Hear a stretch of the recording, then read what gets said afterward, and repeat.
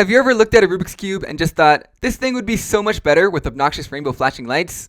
Well, me neither, but that's not going to stop me from trying to make one. I recently discovered these little RGB LEDs that, when powered, basically just start flashing different colors randomly, and my first thought, like any normal person, is how would I fit one of these, or maybe 12 of them, inside of a Rubik's Cube? And if this thing doesn't look super impressive yet, don't worry, that's just because I have a bunch of super bright filming lights shining on it right now. Later in the video, I will be dimming those down so that you guys can see the full brightness of these little LEDs. Now, it doesn't take an electrical engineer to recognize the problems with putting these in a Rubik's Cube. The first one being, where are you going to put them? In a modern speed cube, there is so little space down in the core, you could hardly even fit the battery, much less the LED. The corners are full of magnets, the edges are pretty small, and even if you could fit a battery and an LED inside of an edge, which is the most likely spot, you wouldn't even be able to see it because the pieces are completely opaque. So that brings us straight into one of my favorite 3x3s, the transparent YJ Long. Now this isn't a cube that you can just go out and buy. I actually made it by combining 6 semi-transparent stickerless cubes, and so I put all of the yellow sides together, all of the orange sides together, and all of the white sides together, stickered them up with these semi-transparent stickers, and the result was 6 transparent force cubes. This one just happens to be my favorite and the best for adding LEDs because the pieces are completely untinted. So if we were to put a battery and LED inside of this cube, we should be able to see it blinking. But that doesn't solve our other problem of where are we going to put them?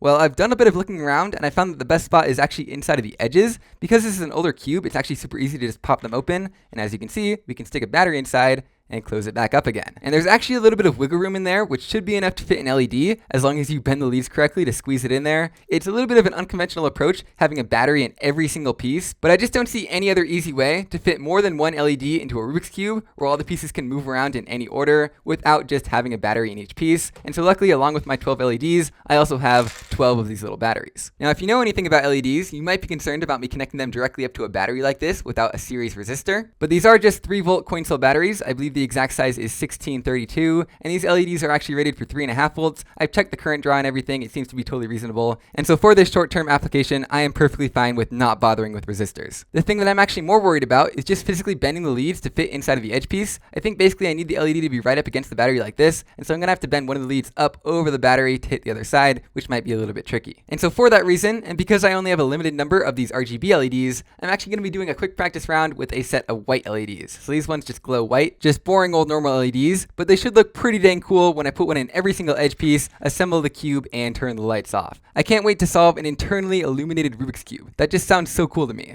So I'm gonna go ahead and start with this one LED by trying to bend the lead to fit it in an edge piece, and then I'll show you what I come up with and repeat it on the remaining 11 LEDs. Let's get started.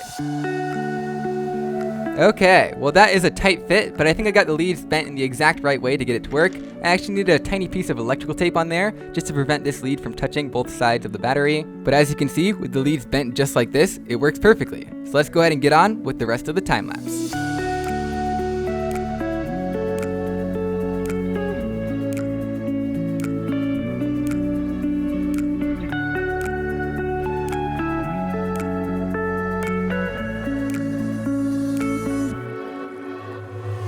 Alright, and the LED Rubik's Cube is now fully assembled. It looks like every single edge is illuminated, so we did our job correctly. And now it's time to turn off the lights. Bear with me if the video quality looks a little bit worse, but oh my gosh, this is incredible. Look at it, it's a light up Rubik's Cube. This is amazing. We can go ahead and scramble it up and solve it, and this is the coolest thing I have ever seen. Okay, I think that's scrambled enough, and oh my gosh, I was expecting this to just be a fun little warm-up for the RGB round ahead. 3, 2, 1, and go. But this is a whole lot more than just a warm-up. This thing is incredible. It's a little bit hard to recognize colors because you just have light shining in your face, but yeah, I mean, it's definitely speed solvable, at least a little bit, but more importantly, it looks incredible. It's also a little bit heavy. Of course, having a bunch of batteries inside of a Rubik's Cube adds a decent bit of weight, but this cube was pretty light in the first place. It doesn't have magnets, and there we go. The cube is solved. Ooh, okay. I just turned off another set of lights, and I think it looks even better now. So let's go ahead and do a checkerboard pattern just to check it out.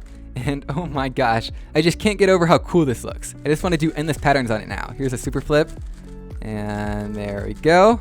That is a pretty cool looking super flip, if I say so myself. Cube and a cube and a cube, looking pretty nice. Well, we need to move on at some point, but I am just having way too much fun. You know what? Let's turn the lights back on and get on to the RGB LEDs. It's gonna be pretty much the exact same process as before. We just gotta take out all these batteries before they start to die, bend the leads on all these RGB LEDs, and then squeeze them back in here and see how they look. So let's start the time lapse.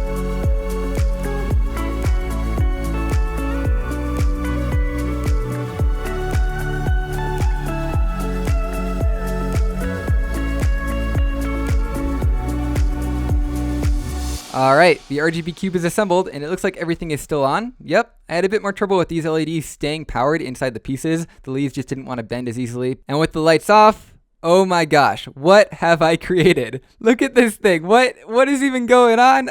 This is just crazy. You may notice that some of the LEDs seem like they're almost not changing colors, but if you wait long enough, they do. Whereas some of them are just kind of going crazy over here in this corner. That's because there's actually two different types. One of them flashes faster, one of them flashes slower. I didn't have enough of either one type, so I just mixed them together. So that just kind of adds to the chaos and makes it even more random with what lights are flashing what colors at what time. It's just ridiculous, and I love it. You may have been expecting more of, say, a pattern with the LEDs, like all of them being synchronized, but nope, this is the trade-off with having one of them in each piece. They're all just sort of random, and here we go, 3, 2, 1, go. It is very difficult to recognize the colors on this thing because there's so many extra colors flashing at the same time. Like just doing that cross inspection just broke my brain. I definitely just matched that one up wrong, so let's go ahead and fix that. And yeah, this thing is just absolute chaos, like I said, but I guess that's sort of the point of RGB to some extent. Who knows, maybe in the future I'll figure out a way to synchronize all the LEDs, and so you can kind of have one single flowing color going throughout the cube. Oh, I did that wrong, PLL, now I have an nperm, great. There we go. But yeah, for the time being, no synchronization, just absolute craziness. I think the white one probably wins out in terms of aesthetics, whereas this one wins out in terms of, well, I don't know. It definitely wins out in terms of something, let's say that. Here is the super flip pattern. I guess what I love about it is that you're taking the one thing that's actually ordered about a Rubik's Cube, the colors, and then just making it totally crazy. It's actually really hard to solve this thing because, I mean, there's colors flashing all over the place, confusing the colors that are actually on the stickers. Here's the obligatory cube in a cube in a cube, or rather crazy rainbow flashing RGB LEDs in a cube, in a cube, in a cube. To be honest, I think I was expecting a little bit more along the lines of gentle flashing rainbows and not so much this complete and utter chaos, but you know, we got one of the two in the end, so I think I'm happy enough. So yeah, I guess that's about it for whatever nonsense this video has turned into. Let me know down in the comments if you want to see more like it. Be sure and hit subscribe if you're still in the 92% majority who hasn't, and I hope you all enjoyed. I'll see you guys next time.